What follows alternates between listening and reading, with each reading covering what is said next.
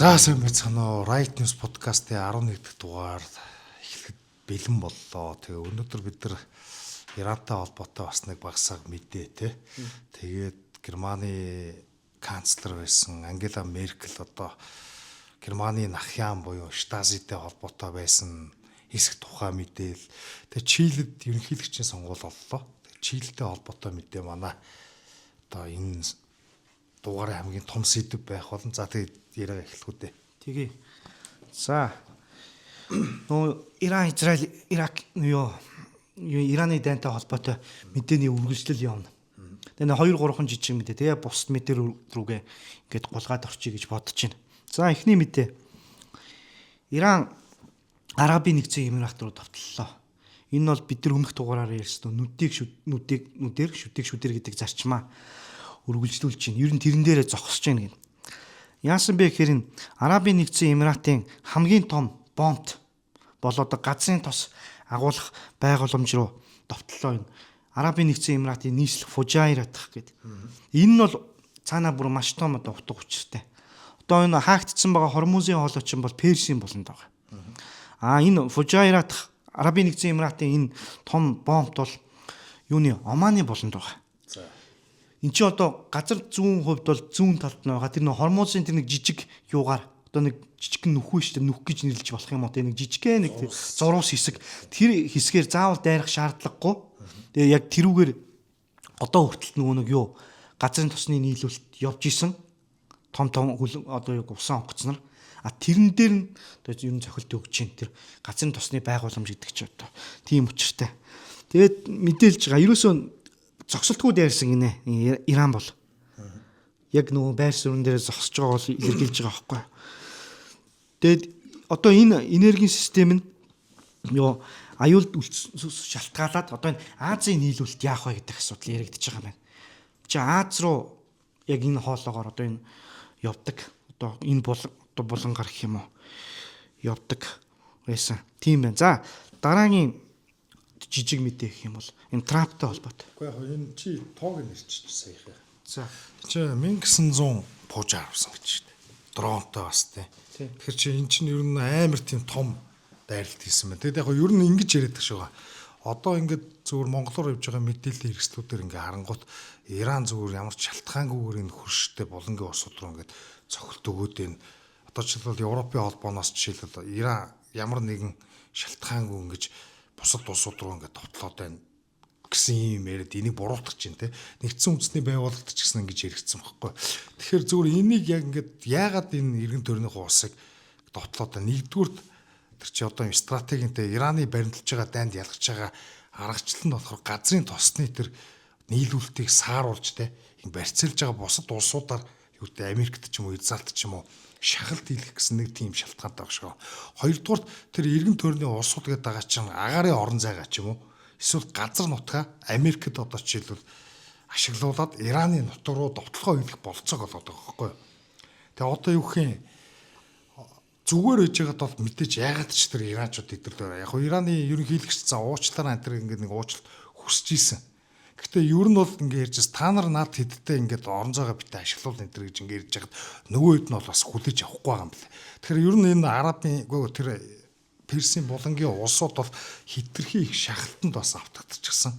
Тэгээ энэ Америкчууд ч одоо хөршөө хамгаална гэдэг байгаа бодлоо хамгаалдаг. Уг нь энэ булангийн улсууд байна шүү дээ. Газрын тосны эдгэр чи өөрсдөө Америкийн одоо юу гэдэг аюулгүй байдлын амбрелла дотор байдаг гэж үздэг байхгүй.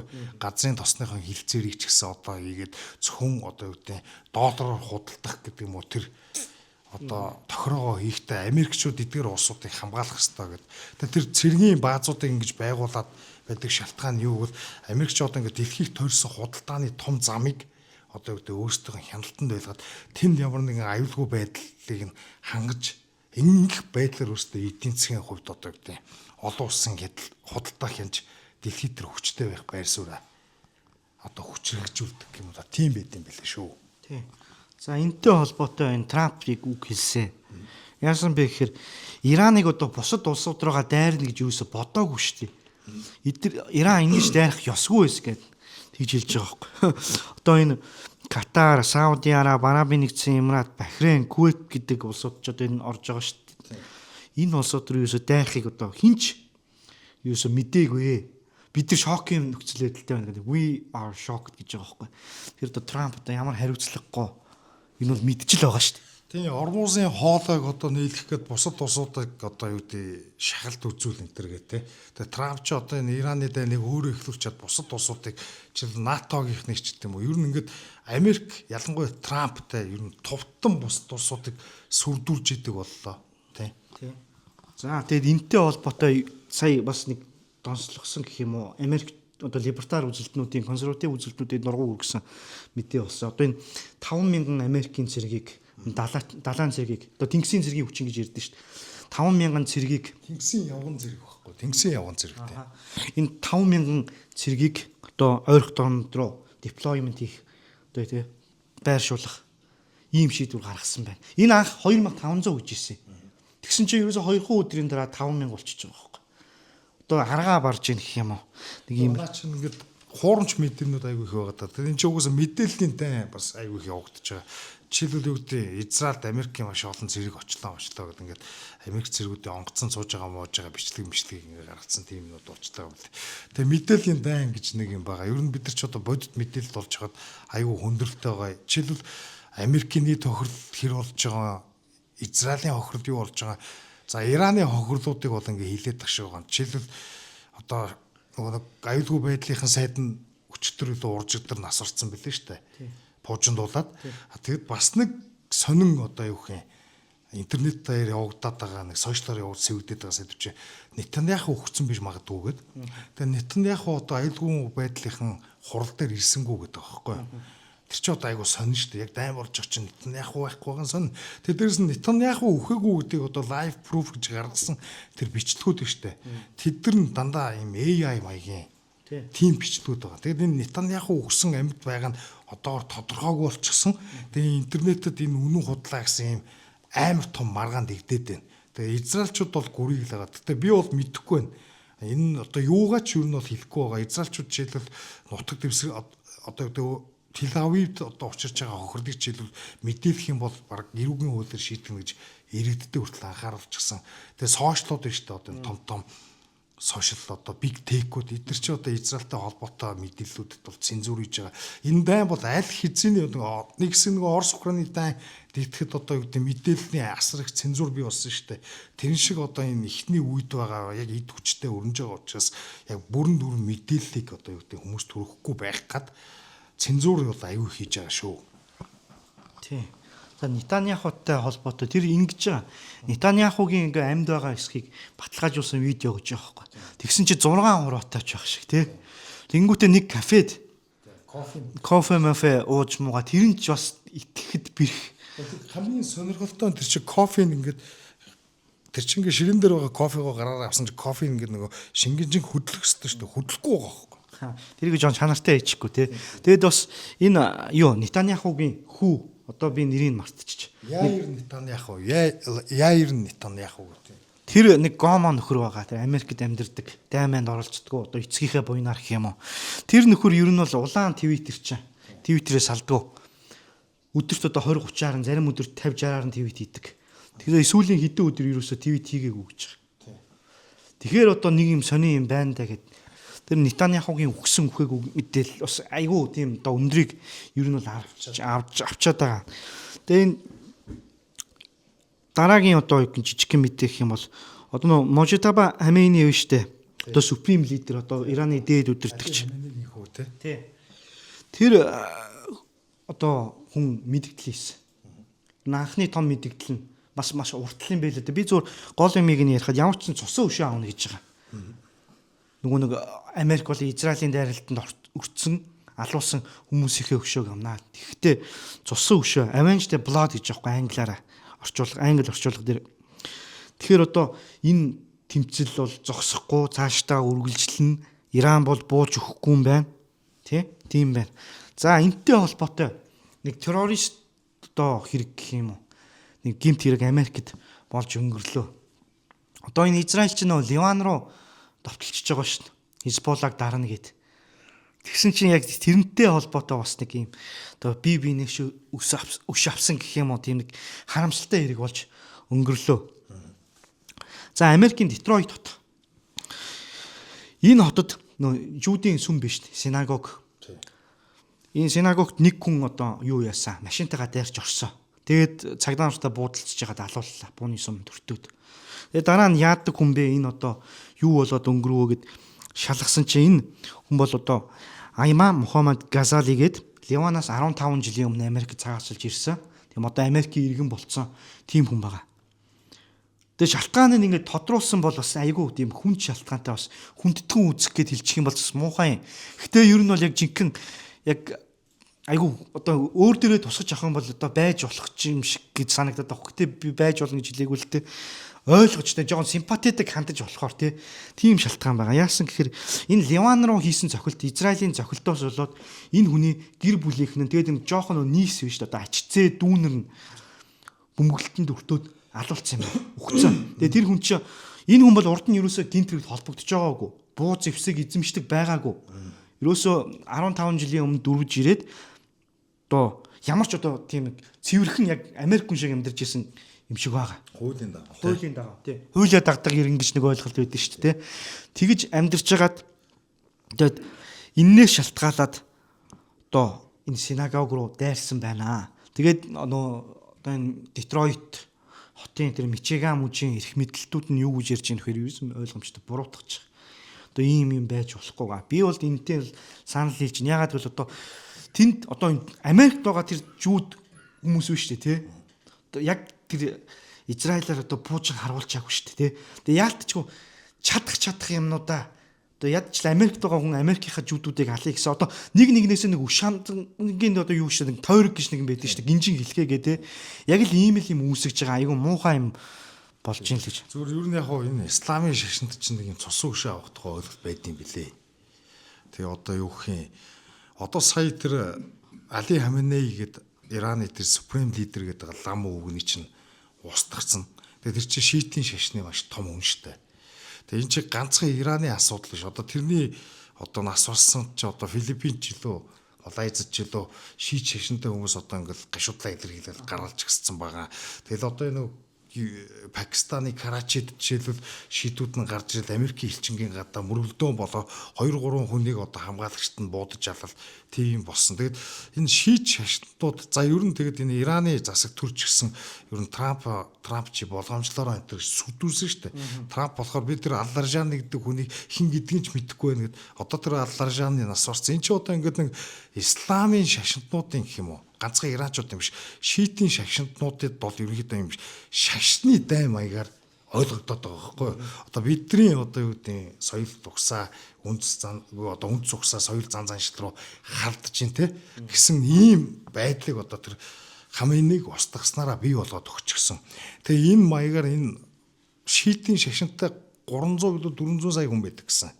Тэгээ энэ дотор одоо юу гэдэг Трампаас ч гэдэг юм уу цусан өшөө авъя гэх хүн бол нэг 100 200 хүн бол гарч ирэх магадaltaй. Тэр Трамп юу нэг айгу буруу юм хийж байгаа тий. Ер нь ингээд нэг энэ ялбай нэгэн улсын удирдагчийг ч гэдэг юм ингээ устгах чинь хамгийн гол нь тэр удирдагч чинь зөвөр нэг ус төрч гэхээсээ илүүтэй одоо нэг тийм шашны тий. Шашин гэдэг чинь хүмүүсийн итгэл үнэмшилтэй айгу холбоотой, үнэт зүйлтэй айгу холбоотой. Тэгээд ийм юм хийснээр бол Трамп бол өөртөө ер нь айгу тийм гай дуудлаа л гэж би ойлгож байгаа. Тэгэхээр лалын шашинтууд бол хатуу хүмүүсээ зүгээр нэг ийм юу гэдэг нэг хуцгаас биш хаздгүй гэсэн шиг хүмүүс биш байхгүй. Эдгээр чинь ингээд өөрсдөө шашны төлөө жихад хүртэл харьцангуй сүннитүүдэд бол шийтүүд нь гайгүй илүү зохион байгуулалттай илүү үгүй энэ Ираны соёлын нөлөө те нөгөө эртний иргэншлийнхэн нөлөө нээдэг учраас илүү дэвшилтэд л гэж ярьдсан байлээ. Тэгвэл эдгээр бол ямар нэг байдлаар бол өгч сонзонгоо аавна гэсэн бол тийм тэр бол авах л бах ер нь. Гэхдээ би одоо Трампыг одоо шууд хүн ч гэдэг юм уу Трамп шууд аюул учирч ийн гэж бол ярихгүй. Цаашдаа ер нь ингээд би жоох нэг дэлгэрүүлээд тэр чинь ер нь энэ Америкт ч одоо ингээд нэг юм терроризм болдог штэ ингээд баруун ч юм. Тэгэнгүүт Америкийн улс төрчд гарч ирээд тэгдэл бэлдэх байхгүй. Энэ хүмүүс бидний үнэт зүйл эрхчлөөнд атаархаад байгаа учраас бид нарыг ингэж ирж довтлоо бодлоо гэдэг. Яг үнэндээ үгүй шүү дээ.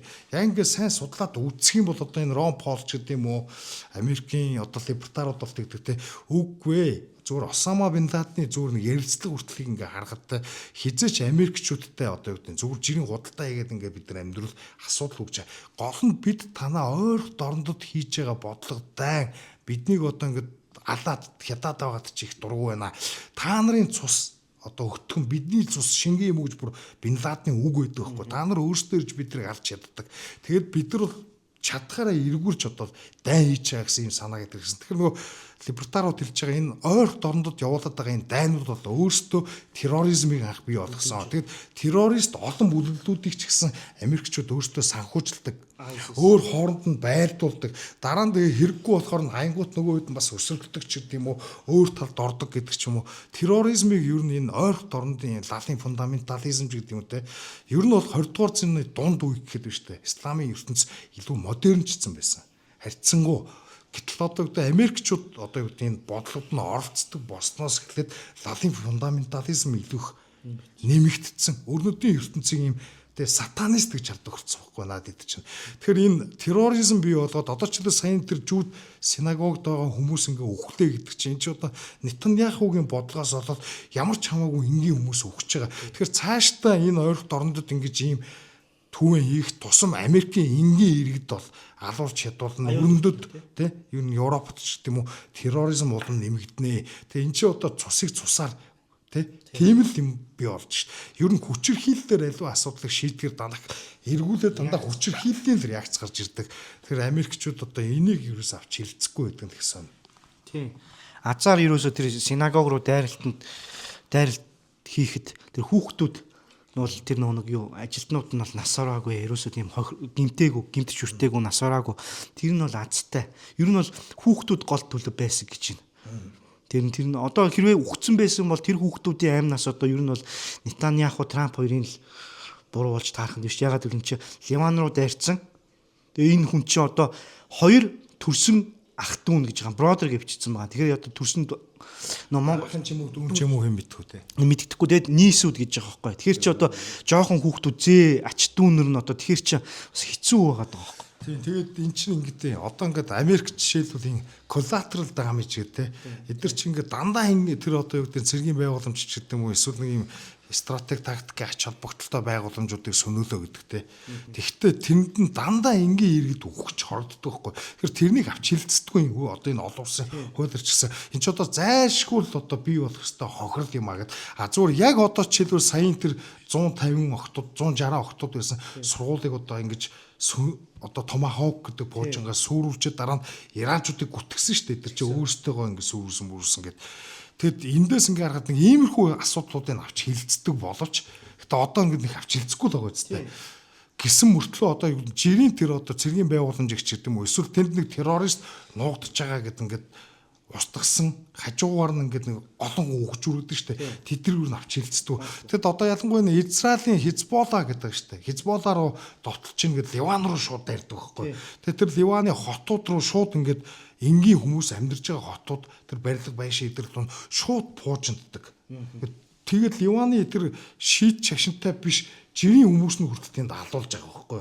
Тэр наад чи одоо Ливан гэдэг улсууд өөрөө ямар ч тийм хүчгүй сул улсын нэгдүгээр Ливаны засгийн газар нь тэр шийтүүдэд одоо юу гэдэг нэг Хизболлагаа хянж чадахгүй байх, картелаа хянж чадахгүй гэдэг шиг нөгөө талд тэр Хизболлаан ч гэсэн тэр дунд нь хойлтоод ингээ амьдчдаг.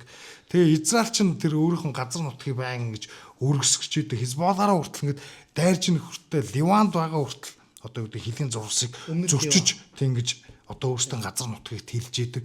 Greater Israel гэдэг хуучин гэрээ Библиэл дээр байсан газар нутаг шүү дээ. Тэрний хэмжээнд одоо энэ Израилийг бий болгоно гэсэн амбиц эдэрт байгаад байдаг гэд. Тэгэд ийм учраас тэр хажуу хавийн улс орнуудыг одоо Хамасыг ч гэдэг юм уу Хизболла гэх нэрээр Палестинтэй Ливан эдрийг ингэж айгүй хохироодог. Дээрээс нь одоо юу гэх юм тэр энгийн иргэдийг маш ихээр юу зориудж алж яддаг юм шиг байна. Тэгэд айгүй зөвүүн нь штэ. Хөгшин хүмүүс гэж дандаа тийм хүүхд эмнэлэг сургууль тийм юмтай хүсдэг байхгүй. Байхгүй юу гэж ярьдаг нэр уучлаарай. Тэгэд энэ миний ярианы зүгээр хэд биш үү. Зарим хүмүүс дургуутсаад илээ. Тэгэд наваа нөгөө би одоо юу гэж подкаст хийчихэд хүмүүст дээрэнгүүд ирлэхүү байдлаар ярих уу. Аль болох хүндэл таалагдах гэж л ордон шүү дээ. Гэтэ яг бид нар нөгөө яриагаа ингэж контролдож дандаа ярьдаг. Шууд органикаараа шууд өөрсдөө одоо шууд сэтгэл хөдлөлөөр ярьдаг учраас жоохон буруу зүрх үг хэлдэг байх. Тэгээ тэр нь жоохон хөвцөл үчидэг. Аль болох яриагаа засаж залруулж сайжруулахыг хичээнэ. Одоо тэр юу яалаа штэ. Тэр хүүхдүүд, залуу хүүхдүүдийг ер нь голдуул баалдаг гэ тэ. Тэр бол тэр Израилийн эрх мэдлэлтнүүдийн ярьж байгаагаар бол тэгж зөвтгдөг юм. Наад чин өсөж томроо тэгэл террорист л болно штэ. Тэгээ баг дээр нь алдсан зөв штэ гэж тэгж ярьдаг байгаа байхгүй. Ер нь бол ямар ч ёс суртахууны хүлээсэнд баригддаггүй хүмүүс л байгаа юм л та. За дараагийн мэдээ. Одоо энэ Иран, Ирак, Израилийн тайнаас одоо яандаа л гэж бодох юм. За юу яасан? Бельгийн ерөнхий сайд мэдгдэл хийсэн нь ерөөсөө энэ өрөндийн зүүнний үзэлтэй энэ ардчилсан социалист том улс төрчдийн тэгээ засгийн газруудын дургуг хүргэлээ. За энэ Бельгийн ерөнхий сайд Барте Вебер гэж хүн юу гэсэн бэхээр одоо энэ Оростой харилцаагаа буцаа сайжруулъя. Хэвийн хэмжээнд нь оруулъя. Одоо энэ энерги эрчим хүчнийхээ нийлүүлэлтийг нэмэгдүүлье. Бид нар дуулсан аваад гэж хэлсэн. Тийм. Тэгээ яг одоо би хэлсэн үгнүүдийг та бүгд яг өөрийнх нь үгээр ингээд орчуулад өгчээ. За бид нар бол одоо бид нар гэдэг нь одоо Европыг хэлж байгаа шүү заяа. Бид нар бүх фронтод ялагдж байна. Бид нар одоо энэ Европт одоо эрх ашигаас үүдэлтэй одоо энэ зөрчлийг дуусгах ёстой. Тэгээ одоо Европ бол мэдээж зэвсэглэх хэрэгтэй, зэвсэг хүчээ сайжруулах хэрэгтэй. Гэхдээ түүнийхээ хажуугаар биш ээ одоо энэ нөгөө Оростойгоо харилцаагаа одоо хэвийн болгох, normalize гэж байгаа. Хэвийн болгох хэрэгтэй. За тийм шаардлагатай байна. Одоо хямд эрчим хүчний буцаад хангамжтай баймаар байна. Бид нар өөрсдөө бодмоор байна. Тэгээд энэ том улс төрчд биш те энэ Европын эрх мэдлэлтнүүд бүгдээрээ яг энэ private гэж байгаа. Яг энэ олон нийтийн дунд биш. Яг хувьдаа те яг энэ нүүрээ харж байгаад ярихдаа бол надтай санал нийлээд байгаа. Зүгээр ингээд олон нийтэд ярихдаа болохоор ингээд хатуу байр суурьтай харагдаад байгаа шүү гэж хэлж байгаа. Ерөөсөө багийг хуулж ин л гэсэн үг л дээ.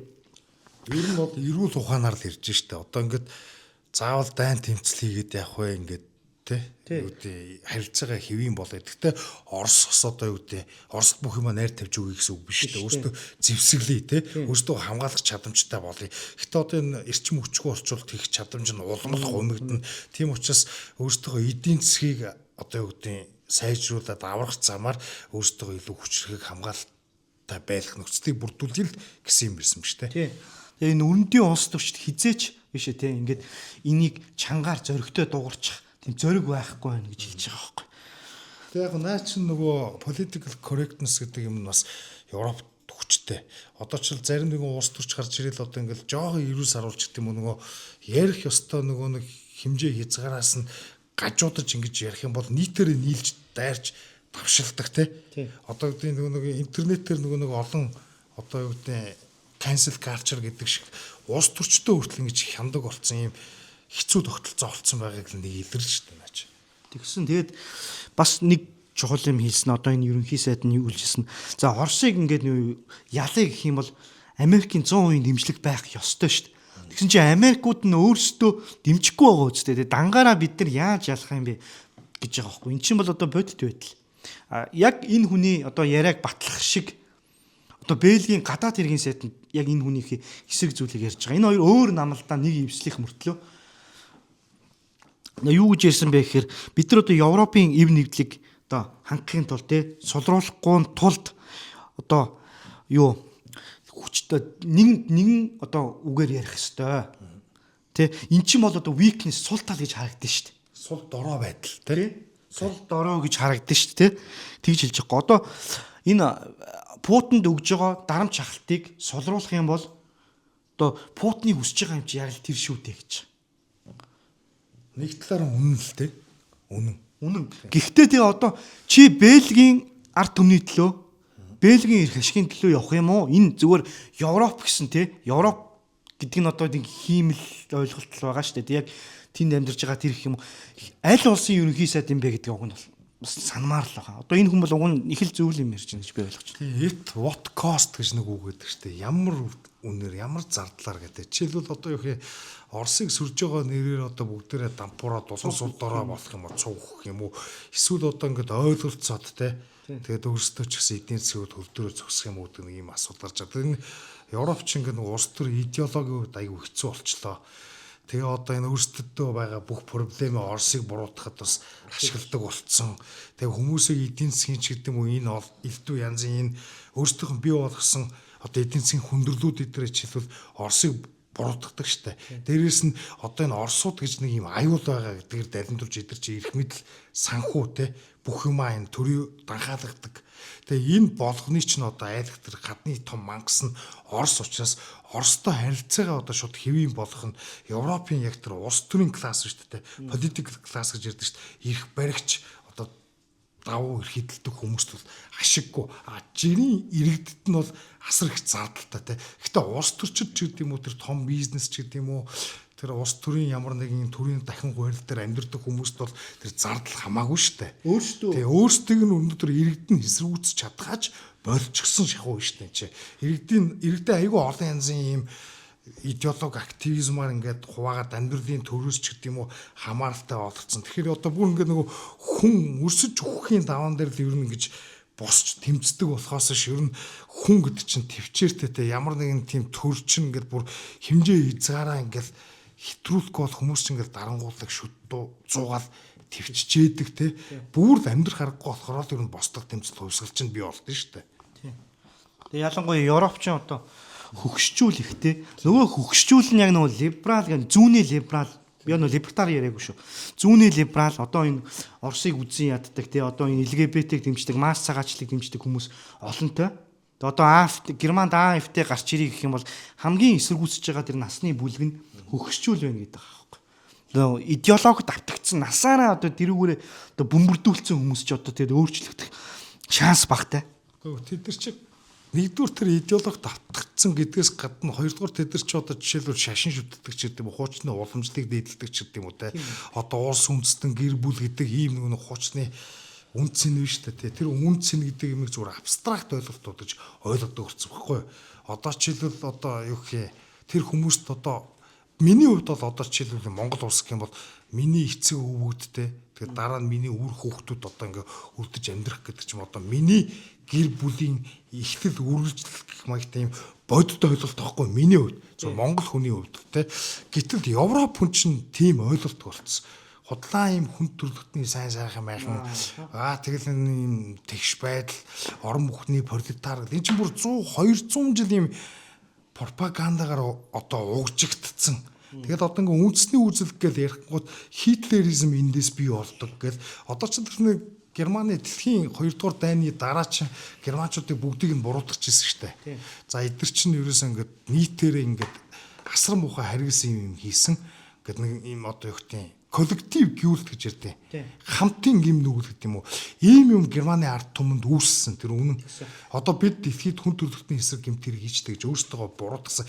Тэр сэтгэлгээн дээр нь далимдуулаад одоо гэдэг юм интернационалчтай улс үндэстэн гэдэг чинь хоосон хийсвэр ойлголтуудаа энээс болж дэлхийд дээр дандаа зөрчил тэмцэл гарч идэг тэгш бус байдал бий орж идэг гэсэн ийм одоо юу гэдэг глобалист космополитен үзэл санаагаар одоо залуучуудын хүүхдүүдийн гэж хүмүүжүүлсэн. Тэгээ дээрэс нь тэдний бүх амжиргааг нь одоогийн байгаа нь социал демократтай энэ халамжийн энэ төртөө ингээд амжиргааг нь холбоодох ч гэсэн. Тэгээ энэ одоо дэглэмж гэдэг юм энэ тогтолцоо нурж унах юм бол эдгэр чи өөрсдийнхөө амьдрал нь бүтлгүүтнэ. Тийм учраас энэ хүмүүс ямар ч шалтгаантай байсан бэ штэ тий. Одоогийн энэ байгаа засаг төрөө ингэ дэмжих байдлаар өөрсдөө тэтгэврээ аваад үлдэх тэр одоо өгчүүлдэг штэ. Тэр нь л чухал. Тэгээс тэр хүүхдүүд ирээдүй эдгэр чи ихэнх нь хүүхэд баг байхгүй болсон цаа. Нохоод хийж байна. Нохоолт хийжээдэг шахуу. Тэгэл нэг юм дэлхийн сүрүүлэгч нь хүн төрөлхтөн олон боллоо гэсэн солиотой юм ярьж яадаг. Тэгээ биедээ итгэхээ орцсон, гэр бүл байхаа орцсон. Тэгэл нэг иймэрхүү байдалтай. Айгүй тийм дисотоп сонин нийгэм болцсон байхгүй юу.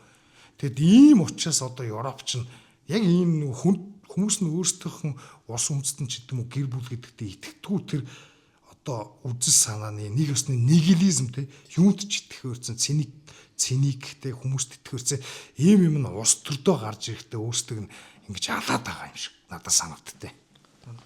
Надад бол илүү тэр нэг хамтын гимшил гэж ярьсан шүү дээ, тий. Дээрээс нь либерал ардчил гэдэг одоо гэдэг либерал ардчил гэдэг нь социал демократизм бол арай өөр нэршил ярьж байгаа. Анх бол өөр утгатай байсан. Одоо шал өөр ойлгогддог. Тийм. Одоо бол ерөөсөө энэ либерал ардчил гэхээр халамжийн төр эдийн засгт оролцсон. Тэгээд энэ масс цагаачил байна. Тэгээ LGBT энэ солиор л биш хүн олон хүүстэй 2-оос дээш хүүс байдаг тий. Тэгээд трансууд ирэх мэрх энэ төр гэж солиороо явчихдаг шүү дээ.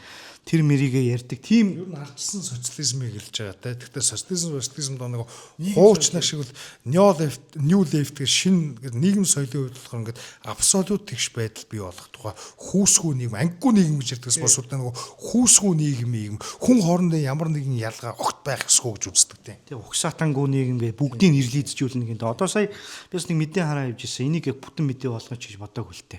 Угаасаа бүтэн мэдээж ярихгүй. Сая нэг Гиген Патрикийн өдөр болж өнгөрсөн. Ирландын үндэсний хоёр. Гиген Патрик гэдэг бол ерөөсөө Ирландыг одоо христийн шашинд хамгийн анх одоо оруулсан гэх юм уу христийн шашны том зүтгэлтэн тийм Гиген гэдэг зол авсан тийм хүн. Тэгсэн яг энэ өдрөөр энэ баяр өдрийг тохиолдлоод мэдгдэл хийсэн.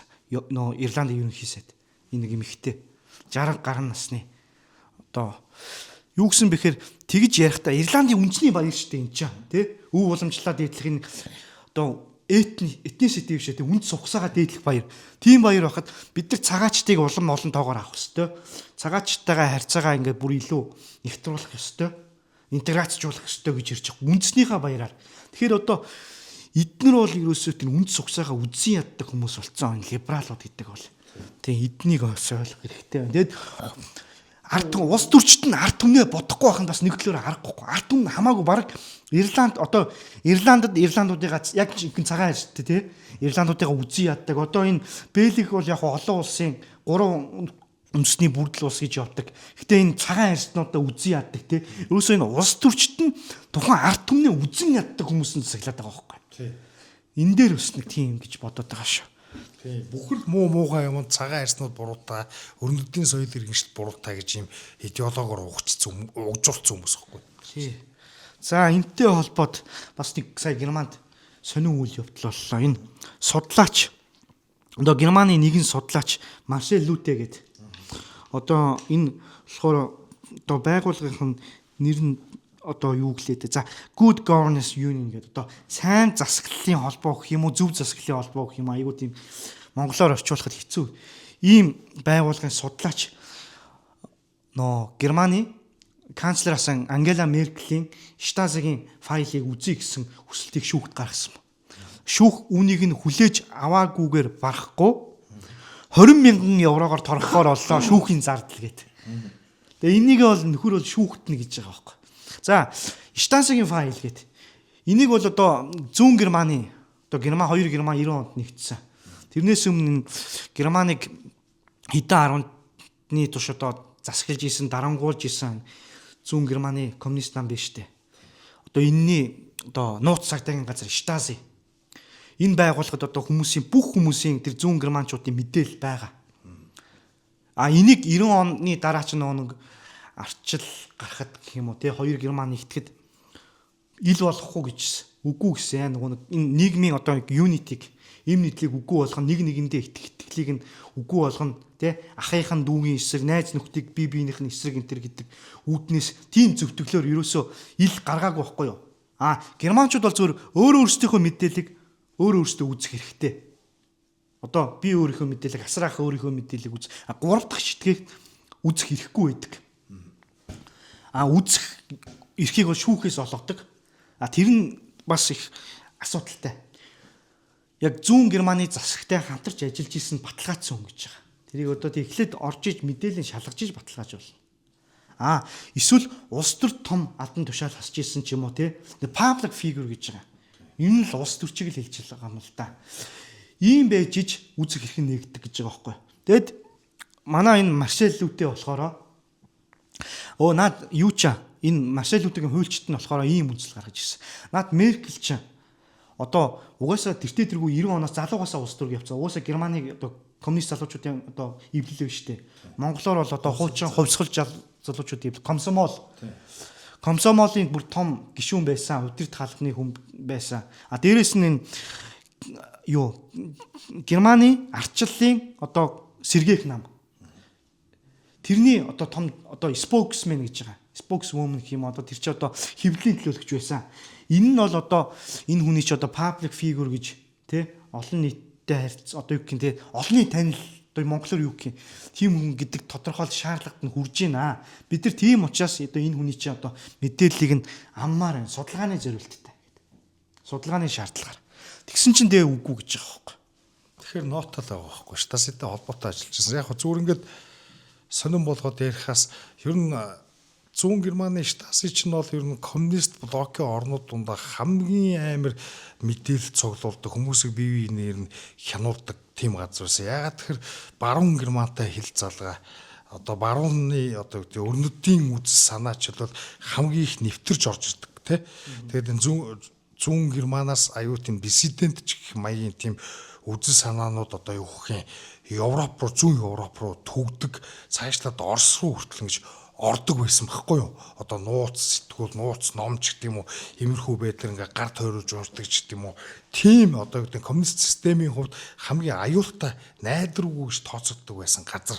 Тийм учраас энд хамгийн хүчтэй тийм юу гэдэг хяналтын системийг бий болгосон. Тэгээ баг айл гэрийн гишүүд 5 хүний нэг нь бие бинийгээ хяндаг байсан те. Тэр нүүр нүл мэддэг хүн гээд ном Монгол хэл дээр хэвлэгдсэн байдаг. Зүүн Германы одоо бие бинийгээ яаж тагнаж чагнадаг гэсэн тэр системийг яг тэрэн дээр бичсэн байдаг. Тэгээд Other People's Lives гэдэг нэг юм кино үйтэй зүүн Германы кино лөө. Германы кино. Тэрэн дээр одоо жишээлбэл одоо коммунист Герман жишээлбэл яаж одоо жишээлбэл тэр жирийн хүмүүсийн амьдралыг одоо хянч цагдаж одоо яадаг байсан түүхэн бичээстэй одоо хүн ойлгоход бол те киноны хэлбэрээр гоё илэрхийлсэн байдаг те. Тэгэхээр ер нь коммунист одоо чи түрүү ярьсан коммунист залуучуудын эвлэлийн гишүүн гэхээр Ангела Меркель ч одоо ардчлалын одоо бэлэг тэмдэг энэ төр болцсон болохоос коммунизм гэдэг чинь намын гишүүн болохын тулд ингээд бүр багаас нь бэлтгэдэг одоо юу гэдэг пионерын байгууллагаар явна те пионерын байгууллага дотор хийж байгаа хүүхдүүдийг нэгнээ ховолдог ч юм уу те багшийн үгэнд дуулууртай ч гэдэг юм уу ийм одоо байдлаар нь ажиглаж аваа сонгож аваа дараа нь тэр дундаасаа тэр эвлэлийн байгууллага руугаа оруулдаг дандаа нэг юм одоо цүнх баригчийн тогтолцоо гэдэг штэ даргын үгээр явдаг тийм тэгээд бие бинийгээ хяндаг үзэл судалчсан байдлаар багаас нь одоо коммунист намын гишүүдийг бэлтгэдэг байсан тэр байгууллагаар бэлтгэгдсэн байхгүй. Тэгээ манай Монголд ч гэсэн ардчлалын бэлэг тэмдэг болсон тийм хүмүүс байгаад. Тэгээ миний санахаар одоо баяр цогтчин комсомолын дээд сургууль тийм сайхан бэлэгч комсомолын дээд сургууль гэсэн энэ хоёр ч ойлоо Монгол ардын хувьсгалт намын гишүүн байсан. Тэгээ одоо энэ гончигдорч ч Монгол ардын хувьсгалт намын бас том карьертэй хүмүүс байхгүй ардчилсан хувьсгалт өнгөж эхэлж хагаад шинжлэх ухааны академийн математикийн хүрээлэнгийн захирал байсан. Тэгээ энэ хүмүүс чинь коммунист систем нурлаа гэдэг мэдэнгүүтээ Монгол ардын хувьсгалт намыг хайж гараад тэгээ одоо юу гэх юм тусдаа намаа байгуулад ингээд ардчлал гэдэг дөрөв хувиргаа явцсан болохоос энэ хүмүүс чинь яг коммунист хүмүүс байхгүй уг нь яг бүр жиггэн бэлтгэгдсэн коммунистууд уг нь. Тэгээ яагаад энэ карьерист гэж үг гэдэг штэ монголчууд ярьдаг. Багаасаа ингээл дарагч гэдэг юм уу, багш гэдэг юм уу, эдний үг яагаад дандаа альбом тушаал яагаад дандаа дарга болохын юм амбицтай ингэж явдаг хүмүүсийг зөвлөлтийн системд одоо зөвлөлт толгойд тусад карьерист гэж донждог байсан. Тэгэд яг харахгүй одоо тэр комсомолын дээд сургуулиудыг төгссөн хүмүүс чинь яг жинхэнэ карьеристууд байхгүй. Тэгээ өнөөдөр Монгол нэг тийм коммунизмын үед бэлтгэгдэжсэн нэг юм баахан карьеристууд ардчсан намд дараантай ингэж одоо юу гэдэг нөгөө зөвлөлтийн болог задрахтаа зэрэгцэж ингэж орчоод нэг ардчлагч их чөлөөний төлөө тэмцэгч хүний дүр хэсгээд байгаа болохоос наад хэд ч нэштэй коммунизмын үед коммунистууд, фашизмын үед фашистууд, ардчлалын үед ардчлагчд болж юм жүжиглдэг ийм хүмүүс дэлхийн альч цаг үед альч нийгэмд байж лээдэг. Энэ хүмүүс ч яг тэр радикал идеологичсон коммунист гэдэг байгаа тэр идеалист хүмүүсээс ч илүү аюултай байхгүй юу. Тэгээ ийм хүмүүс одоо ингэ байдаг. Тэгэд ийм хүмүүс гэж одоо тэ ер нь энэ коммунист системийг яаж задарсан энэ төр гэл ингээд ярих юм бол ер нь коммунист намууд өөрсдөө энэ арчилсан хувьсгалуудаа зохион байгуулсан гэсэн элитийн онол гэж тэ түүхийн тийм онолж байдаг тэ кино минонууд ч ийдэг. Одоо жишээлбэл Persian Solidarność хөдөлгөөн биш Одоо та. наад чинь энэ мэдээ. Тэгээ Solidarność хөдөлгөөний одоо үндэслэгч гэдэг тэр Лех Валенсиа гэдэг бүгд найрамдах Польштай одоо энэ ардчсан Польшийн анхны ерөнхийлөгч гэдэг байгаа чи өөрөө нах яамныхаа тийм мэдээлэгч байсан гэдэг баримт нь бол илэрчихсэн. За тэгээд цаашлаад ярих юм бол энэ Чехт те одоо нөгөө манай барууны үзэл яриад байдаг хэн блэ ерөнхийлөгч Вацлав Клаус эдэр ч гэсэн тодорхой хэмжээгээр мэдээлэгч байсан мэт юм шуумуд байдаг, баримтууд байдаг юм билээ. Тэгэхээр энэ маш олон ардчлагч эрх чөлөөний гэдэг байгаа хүмүүс ч өөрөө нах яамны хүмүүс байсан байдаг. Монгол ч гэсэн нөхцөл байдал бол ялгаагүй шүү. Тий. Яг энэ сая хасрах их гоё бид рүү оруулж ирлээ. Энэ Solidarity Movement гэж англиар одоо солидарност одоо монголоор бол ив хамтын хөдөлгөөн гэх юм уу те.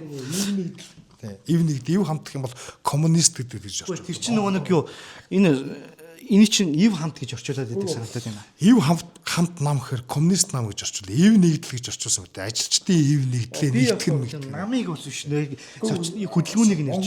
Хэлээр одоо социалист орчуулга ив нэгдэл гэж. Одоо энэ төрийн юу вэ штэ те. Нийгмийн санааны нэгдэл баг. Тийм ба. Ив санааны нэгдэл баг. Ер нь бол Монголын тэр нөгөө юу вэ штэ. Монголын ч юу ах вэ? Энэ нөгөө социалист төрийн нийгмийн даатгал байна штэ те. Тэрий чи одоо энэ Solidarity энтертэй гэсэн үгээр ив хамтын одоо нийгмийн даатгал энтер гэдэг тэгж санагдаад. тий одоо жишээлбэл эрхчлөө шудраг ёс тэгш байдал тэгээд ив санааны нэгдэлгээд ийм Германы социал демократ намын ийм дөрвөн ийм лооцсон болцсон үг чинь саяхны хүртэл шүү дээ. Энэ чинь социалист өөрөө лооцсон байхгүй. Ардчсан намын лооцсон байсан шүү. Тэгээд энэ хүний одоо нэг Польш руу явж исэн одоо энэ ив хамтын ив санааны нэгдэл хөдөлгөөн бишээ Solidarity Movement. Энтэй холбоотой материал нь их сонирхол татж байгаа шүүхтэр бас энэ талаар бас яриа том одоо өрнсөн гэж байна. Энийг үнэрийг авахулсан гэж байна. Яг ийм хэрэгтэй нөхдүүдийг урд нь бас илүү нухацтайгаар авч үздэг. Асуудал үүсгдэг ингээ ялддаг байсан юм байна. Тэгс чи Меркель дээр хоёр нүр гаргаад байна гэдэг байхгүй. Тэгээ одоо энэ лүүтэй энэ одоо ялагдсан дээрээ цаашаа хэлж байгаа. Би одоо ингээ зогсохгүй ээ. Бүр цаашдаа явна, цаашдаа тэмцэн. Тэгээ бүр шаардлагатай бол энэ үндсэн хуулийн шүүх рүү хүртэл одоо би энэ хэргийг одоо аваачна гэж байгаа байхгүй. Тэгэхээр ер нь одоо энэ Меркель ч юм бол ойлгомжтой энэ Христийн ардчилсан нам гэдэг. Уг нь эн чинь анх байгуулахдаа ер нь бол харьцангуй чөлөө зах зээлийн үзэлтэй. Тэгээд нийгэм соёлын хувьд одоо консерватив, христийн шашинтай ийм нам байсан. Тэгээ 2000 оны эхээр 1990-ад оны сүүлчээр энэ нам ингээ баг багаар аажмаар зүүнтсэн. Энийний хамгийн том одоо нэг манлайлагч зүүнжүүлсэн хүн энэ Ангела Меркель. Дотроос нь ялзруулж байхгүй юу? Одоо тэр чинь яг энэ Меркель чи яг л тэр нөө коммунист одоо залуучуудын эвсэл байна шүү дээ, тий? Эвлэл байна шүү дээ, тий? Тэрнийхээ ерөнхий нарийн бичгийн дарга байсан. Тэрнийхээ хэргийг одоо энэ CDU бузралж гаргасан гэж би хардаг. Тэгээд Меркель ч өөрөө Европын холбооны нэр нүүр болцсон улс төрчтэй. Германыг 16 жил бараг 20 жил тасралтгүй одоо Путинаас дутуугүй одоо зайлсан гэх юм уу те. Тэгээд энэ одоо Германы 2015 он гэтэл Германд одоо Сирийн дайн гарч байгаад 1 сая цагаач аваад Германыг исламжуулах бодлогыг хамгийн түрүүнд хэрэгжүүлсэн. Германд хамгийн анх энэ үг хэлэх эрх чөлөөг одоо нухацсан. Дээрээс нь одоо энэ Германы одоо юу гэх юм эдийн засгийг сүрүүлдэг энэ цөмийн цахилгаан станц эдгээр хаах шийдвэр мэдрэр эдгээрийг гаргасан хамгийн вөөк те. Гэтэ яг нэг улаан цай хүүс мө одоо нэг ийм юм ярих горчуу ихэн шиг биш арай жоо айдуу ярддаг байсан. Гэтэ ер нь энэ зүүнт нүч нэ штэ. Цагаас цаг үе болгоод илүү экстремжид ийм болоод байгаа байхгүй юу?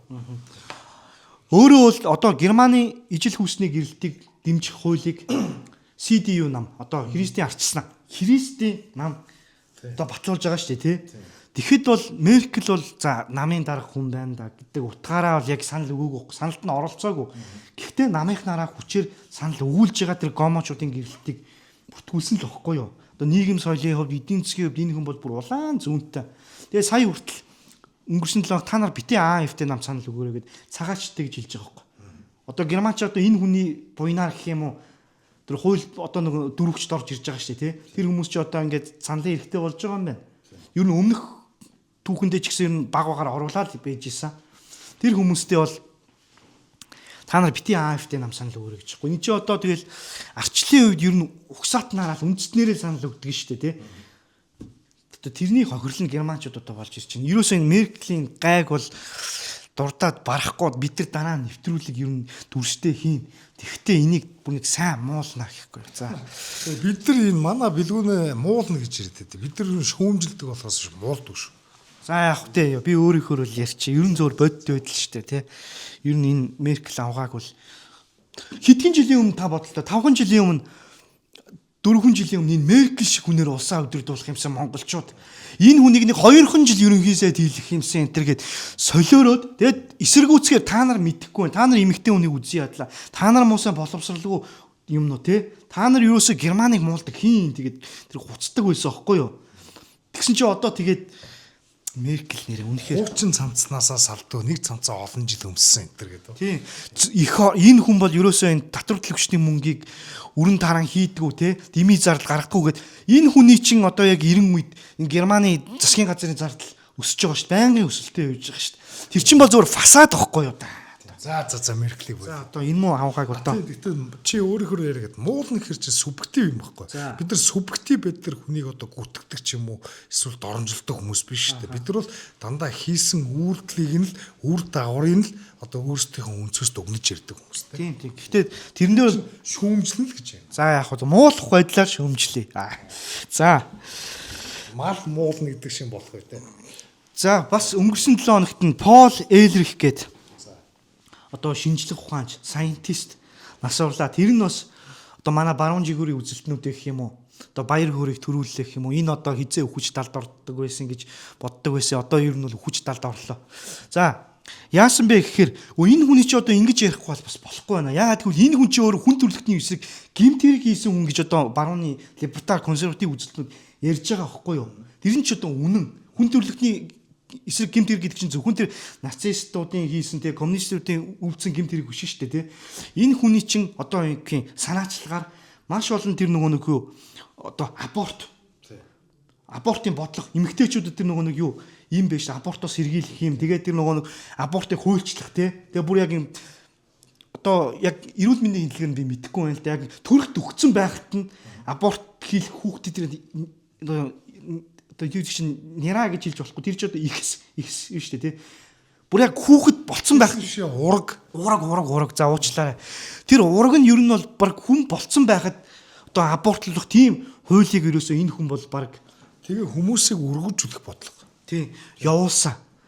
Эн чинь бол одоо хүн төрөлхтний гэмт хэрэг гэж бас явах ёстой. Дэлхийн хүн ам одоо ингээд хэрэгс итэрчлээ. Тийм учраас хүн амын тоотлогыг ямар нэг байдлаар инженерч бууруулах хэрэгтэй. Одоо энэ Билл Гейтсийн байнга орлоод нөгөө вакцин шилдэг нэг ийм байдлаар хүний тоотлогыг бууруулна гэдэг.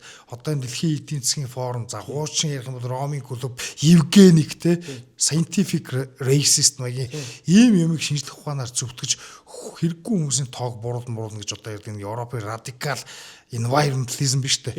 Энэний чинь одоо юу гэдэг дэлхийн одоо юу гэх юм зөвгөнлийн одоо энэ удахгүй дэлхийн сүрх гэдэг наа ингэн тэгнэ гэл юм бид шүү дээ. Тэрний чинь хамгийн анхдагч нь аахгүй.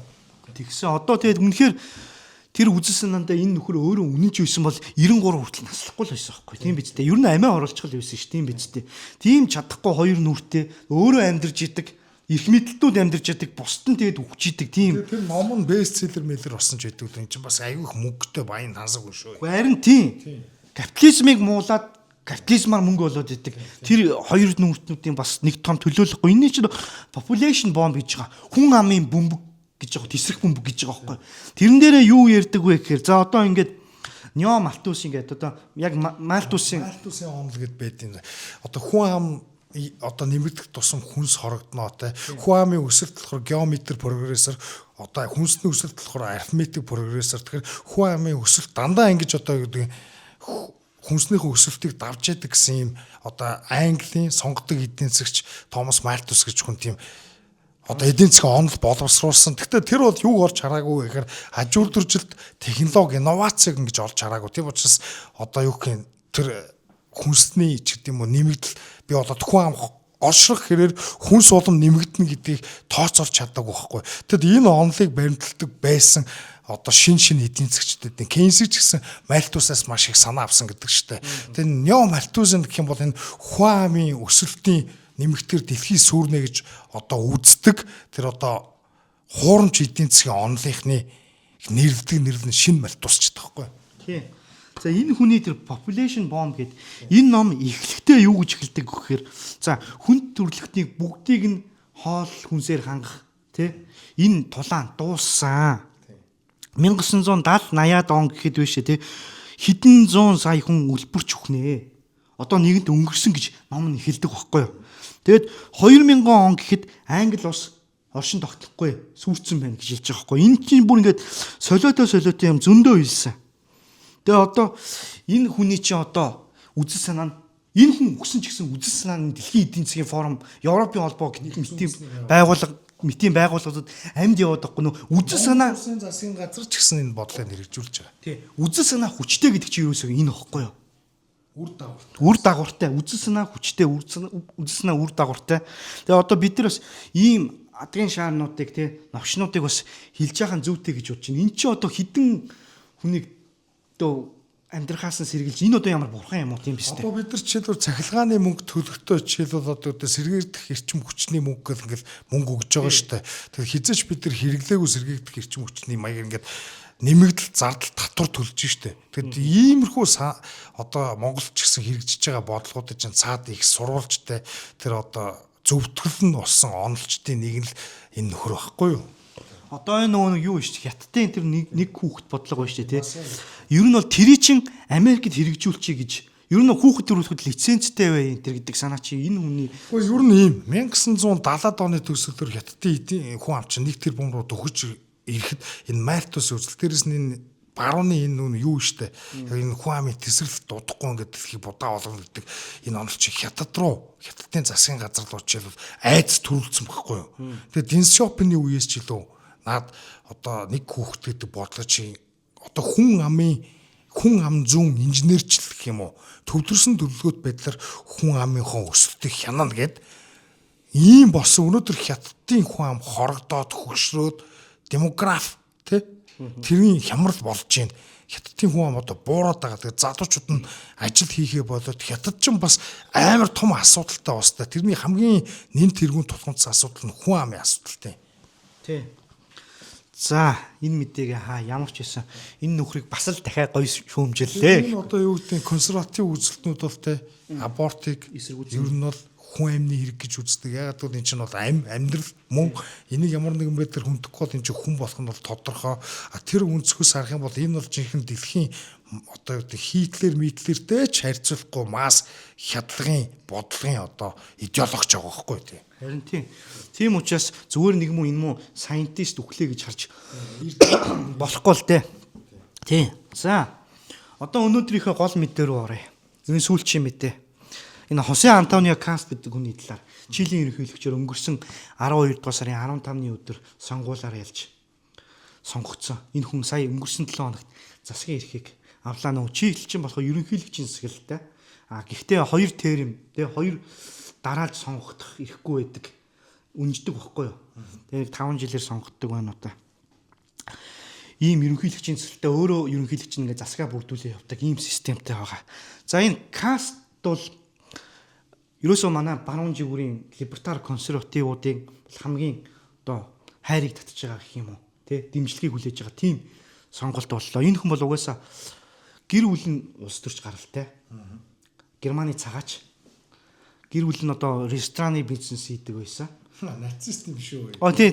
Тэр мэрийг нь ярина тий. Ресторан Германаас дөрвөж ирсэн. Нацист аав нь бол нацист намын батлагтай байсан, Wehrmacht-ийн цэрэг байсан гэж ярьж байгаа. Энэ ч одоо нацист биш шүү. Тий. Гэтэ одоо нацист намын батлагтай байна чинь коммунист намын батлагтай байна л гэсэн үг шүү дээ. Заавал одоо тэгээд SS-ийн би одоо тэгээд одоо SS-ийн одоо батлагтай хүн байсан бол арай өөрөөр хандна.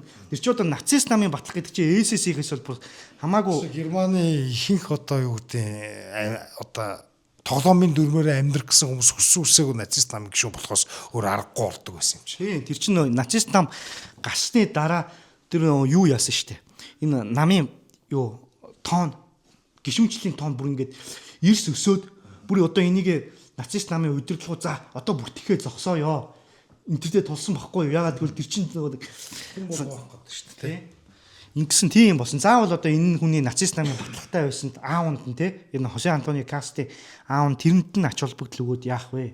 Тий. Наантай цаантай бай хийдүүлээ. Тэгээд ингэж явсан. Тэгээд рестораны бизнес хийдэг байсан. Их нэртэйгээ цуг. Тэр нь өргөжөөд 50 гаруй салбартай. Ер нь бол маш баян. Энэ хүний одоо төрсөн ах хөөх юм одоо 1983 онд бурхан болсон. Хүн төвчнөр.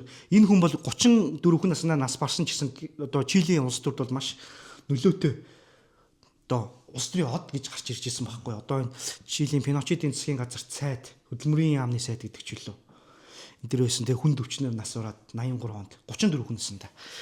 Тэгсэн тийм гэр бүлээс гаралтай. Одоо ингэж байгаа. Одоо энэ Пиночет биш үү те? Пиночетийг хүмүүс муу илдэг. Тэр чинь бол одоо чөлөөт зах зээлийн одоо бодлогыг одоо бүрэн хэрэгжүүлээгүй ч гэсэн бас нэлээд сайн хэрэгжүүлсэн. Тийм хүн шүү дээ те. Яг хоо энийг дараа нь ирч эхлээд юугаа каст ярьчихэд те. Каст ярьчихэд тэгээд энэ хүн бол 2 удаа өмнө ерөнхийлөгчийн сонгуульд нэр дэвшиж чадаагүй. Ялангуяа энэ 21 оны сонгуулиар бол яг хамраараа таслуулсан гэх юм өмнөх ерөнхийлөгч энэ Габриэл Борич гээд Чилийн хамгийн залуу ерөнхийлөгч болсон. Түүхэнтх одоо социалист намын одоо жинхэнэ New Left одоо нийгэм соёлын хувьд LGBT-г дэмждэг, мас цагаачлалыг дэмждэг, эдийн засгийн хувьд одоо социализм төрийн оролцоо дэмждэг энэ хүн гарч ирээд сая улсаа 5 жилийн дотор сүрүүлчээд буулаа. Уг нь аюу хүлээлттэйс ахгүй Борич. Тэгсэн чи яасан бэ гэхээр энэ судалгааны байгууллага Кадем гэдэг байгууллагын судалгаагаар биш үү те. Энэ судалгаанд оролцсон хүмүүсийн 53% нь энэ арчлалаас хойш хамгийн адгийн муу ерөнхийлөгч гэсэн тийм үнэлт өгсөн байна. Одоо энэ кастыг чинь сонгогдсон бас нэг хамгийн том шалтгаан нь гэмт хэрэг чийлд өсөж байгаа юм байна шүү дээ. Одоо хууль бус цагаачлал маш ихээр өсөж байгаа. Энэ хоёр юусоо гол асуудал байсан. Одоо Борич бол тэрийг одоо маш толгойг нь илсэн байна гэсэн үг байхгүй юу? Одоо бас нэг судалгаа байгаа. Энэ Gallup гэдэг маш том судалгааны байгууллага байдаг шүү дээ Америкийн. Энэ судалгааны байгууллагын одоо та одоо энэ өөрийнхөө тэр neighborhood биш үү те. Одоо тэр хавьда одоо өөрийнхөө амьдарч байгаа оршин сууж байгаа газрынхаа гудамжаар алхахтаа хэр аюулгүй байдаг вэ гэдэг судалгаагаар Чил 6 сүүлээсээ 6 турж шүү дээ. Эн чинь бол ерөөсөө Чил чин ямар одоо энэ Өмнөд Америкийн ганц хамгийн баян улс гэж явдаг байсан улсд бол юу гэрээсээ гарахаасаа айн гэдэг чи юу гэсэн үг юм бэ? Тэгээ энэ дээр ч энээсээ ч улс юм бол саяны сонгуулиар 58% сонгогдож байгаа нэг социалист нэр дэвшигчээ ялж байгаа юм л та. Тэгээ одоо тэгээ олохоор сонгогдсон ба шүү дээ. Тэгээ маш хүчтэй. Одоо энэ Хосе Антони Каст ч юм бол ингэж ярьж байна. Одоо Чилийн улс төрийн талаар нэг юу яалаа бас нэг хэд хэдэн мэдээлэл одоо юу гэх юм нийтлэл уншлаа. Хосе Антони Каст ч юм бол ерөөсө Чилийн улс төрд хамгийн баруун жигүүрийн хамгийн одоо консерватив радикал гэх юм уу тийм төрлийн хүн гэж яахгүй. Угаасаа харахгүй шин чинь ах нь Чилийн Пиночетийн засгийн газарт ажилладаг байсан. Аав нь бас дэмждэг тий. Тэгээ ер нь бол улс төрийн бас элит угсаатай. Тэгээ дээрэс нь энэ хүн чинь нөө хуулийн сургуульд сурахдаа Universidad Católica гэж байгаа. Католик их сургууль гэсэн үг шүү дээ одоо тий. Ультра консерватив юм байна тий. Тий. Тэгээд энэ хүн чинь нөө Джейми Гузман гэдэг бас Пиночетийн одоо бас нэг ажуу ойрын хүн байсан хүн. Энэ хүний багш нь байсан байхгүй. Одоо энэ хүний чи одоо UD гэдэг нам байгаа. Одоо би одоо яг санахгүй байна. Нэрийг нь одоо мартчих жуучлаарай. Энэ Гузман гэж хүн UD гэдэг намыг анх байгуулж исэн байхгүй. Одоо баруун төв гэж яриад болж баруун жигүүрийн үзэлтэй намыг байгуулж исэн боловч одоо энэ Хосе Антони Каст мэдээж одоо тэр намд байсан. Гэтэ Хосе Антони Каст энэ нам зүүн жингүүд нь хаяа авцсан. За наа чин бас нөгөө хэдэн жилийн дараа авсан гэд энэ Гузман насорн тий өөр хүмүүс удирдлагт гарна тэгээд зүүн чин олон янзын хүмүүс цугларна тэр чинь олон янзын их шигтэй хүмүүс байгаа. Тэгээ зарим нь буулт хийгээлтэй олон түмэнд таалагдах гал ингээл хөссөн хүсээгүй айдуу болоод идэг энэ жижиг намаас том нам болж хөврөх нэг зовлон энэ. Тий энэ юудын нам чинь бүр албан ёсны либерал чигүүр консерватив чигүүртэй болцсон байна гэдэг чинь либералцсан байна л юм зүүнцсэн байна л гэсэн үг шүү дээ тий. Тэгээ энэ каст болохоор юу энэ намаа што жинхэнэ тэр нэг юу нам гэж одоо харахгүйгээр үзэлсэн намаа үнэт зогсон байж тээ. Тэгээ намаасаа гараад өөрөө сонгуульд ерөнхийлөгчийн сонгуул 2017 онд өрсөлдөхдөө юу яасан? Би тааж нэр дэвшээ тэгээд бол чадаагүй. 21 онд бас одоо шинэ нам өөрөө Republican нам гэж байгуулсан. Одоо бүгд найрамдах нам гэдэг. Илүү баруун жигүүрийн үзэлтэй. Тэгээд бас тамраараа цэцлүүлээд одоо л ярин жинхэнэ одоо баруун жигүүрийн үзэл санаагаа одоо түгээх гээд дөнгөж ажиллаа аваад одоо юу яаж вэ? Хууль бус цагаачлаад тэмцэх гээд одоо ингээд нүх ухаж гин гэж юм. Хан усгаж гин гэж шүү. Ер нь бол ажиллаа айл 7 хоногийн өмнө авсан шүү дээ. Айл хэдийн юу ажилдаа ороод эхэлсэн. Би энэ Аксель Кайзер гэдэг энэ Фридрих Хайнкийн нэрмжил шагналтай бас нэг Чилийн эдийн засгч одоо энэ либертар үзэлтэй залуу байдаг хөө залууч явах нь одоо ах хүү. Тэр хүний гудамжны эдийн засгч энэ ном бичсэн хүмүүс. Тийм тэр хүний одоо тэр хүн чинь бол одоо ингээд цол шагналыг нь ярих юм бол бас их мундаг хүн юм байлээ. Тийм тэр хүний одоо ярилцлагыг сонссон. Нөө одоо YouTube ч бас их амар болчихлоо шүү дээ. Би нөө Испани хэлгүй ч гэсэн Испаноос нөө англи руу авт нөгөө нэг орчуулгатай болцсон. Тэрийгээр нь дамжуул сонсож байгаа байхгүй.